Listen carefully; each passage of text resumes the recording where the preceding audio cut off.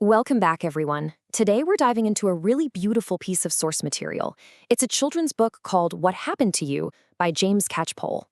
And honestly, it packs a massive lesson about empathy, personal boundaries, and how we all handle curiosity. So as the narrator of our source material perfectly puts it, find a comfortable spot and we'll begin. Let's jump right into this explainer. What Happened to You? An explainer on empathy and boundaries. Section 1. Setting a comfortable scene in A Boy Named Joe. All right, so every good story has to establish its world, right? Well, meet Joe. He's a young boy who happens to have one leg, and right now his world is a treacherous ocean absolutely swarming with pirates and sharks. He's just trying to navigate what should be a totally normal afternoon at the playground. But there's this immediate, really striking disconnect. Joe is completely dialed into battling imaginary crocodiles, but the second the other kids walk up, their only focus is his missing limb. It's like you have two entirely different realities clashing in the exact same space. Section 2. The Unwanted Interrogation. Because let's be real, when kids get curious, they don't exactly hold back. The very first interaction Joe has basically sets the tone for this whole ordeal. A kid marches right up to him and bluntly asks, "What happened to you?" Now, the source material does something brilliant here. As this kid asks his deeply personal question, he literally walks right through Joe's game, just completely squashing his imaginary shark.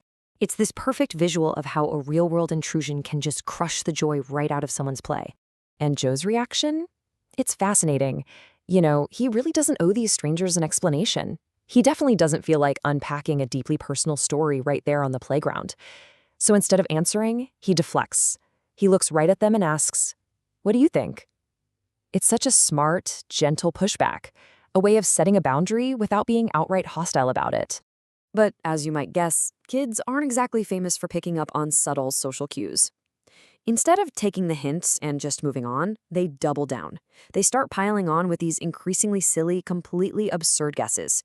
One asks if it fell off. Another genuinely wonders if a burglar took it. Another kid thinks really hard and asks if it fell off in the toilet. The whole thing spirals from a simple question into this surreal, totally exhausting guessing game that Joe never even signed up for. Moving on to Section 3, the frustration of interruption. As this barrage of wild guesses keeps coming, you can practically feel Joe's tension rising. The interrogation crosses this invisible line from innocent curiosity into outright accusation. Kid number 5 looks at Joe and literally says, "This is a trick, isn't it?"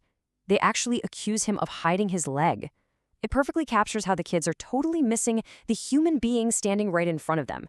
They're treating his body like some kind of puzzle to be solved, completely oblivious to how exhausting and intrusive this is for him. And things hit their absolute peak right here. The kids push him to the absolute limit. First, they're asking where the leg went, and then they finally guess. Was it 1,000 lions? Joe is completely burnt out at this point. He sarcastically agrees, saying, yeah, it was 1,000 lions. And the crazy part? The kids take him seriously, so he finally just snaps and shouts no in pure frustration. His boundary has just been completely trampled over. The narrator of our source material summarizes the core of this perfectly. Looking back at that intense scene, they point out, "It must have been so frustrating when all he wanted to do was just play." That right there is the real tragedy of this everyday interaction. That unwanted, hyperfixated focus on his physical difference completely derailed Joe from his innocent, joyful game. Which brings us to Section 4, moving beyond the question. Thankfully, the whole dynamic shifts when a new kid enters the scene. Enter Simone. And what makes Simone different? Well, she looks right past the missing leg, tunes right into Joe's reality, and asks, "Is that a crocodile down there?" She actually joins the pirates game. She validates his imagination instead of investigating his body. And suddenly, almost like magic, the tension just evaporates. All the kids are happily playing pirates together simply because someone finally decided to just play. What's super interesting about Simone is that her emotional intelligence doesn't just stop at playing the game. Later on, when things have chilled out a bit, she shows some serious empathy. She looks at Joe and asks, "Do you ever get bored of that question?" She recognizes his lived experience, you know? She understands, without him ever having to explicitly say it, how incredibly tiring that constant, repetitive questioning must be. At this point, Joe, who is understandably a bit guarded after everything, turns the conversation back around to her. He decides to test the waters to see if his personal boundary is actually being respected by this new friend.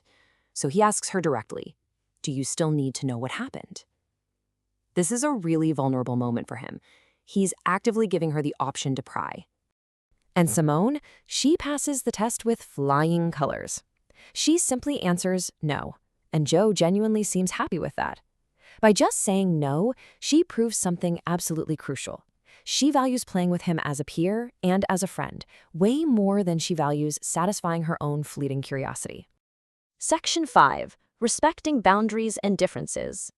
Because look, this isn't just a story about kids playing pirates, right? It's essentially a manual for real-life empathy. This fictional playground maps perfectly onto how we interact with each other out in the real world. The narrator highlights this exact sentiment as the fundamental takeaway. They state it so clearly. Disabled people are just like anyone else getting on with their day. They aren't public exhibits put on Earth to satisfy the curiosity of strangers. They're just trying to buy groceries, commute to work, or, in Joe's case, play a really intense game of pirates. The source material gives us a super clear guideline on this. Now, having curiosity is a totally natural human trait, especially for kids, but we absolutely have to recognize our boundaries. As the narrator points out, they may not feel comfortable with lots of people asking questions. At the end of the day, an individual's right to privacy and peace always trumps our desire for answers.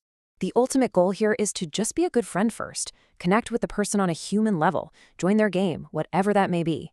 As the explainer beautifully wraps up, they may talk to you about it or they may not, and that's okay too. It's entirely their choice, on their own timeline, whether or not they ever want to share their personal story. And our job is to be perfectly fine with whatever they decide. So, I want to leave you with a final thought to take out into the real world. We've just seen how Joe's afternoon completely transformed when someone chose connection over curiosity.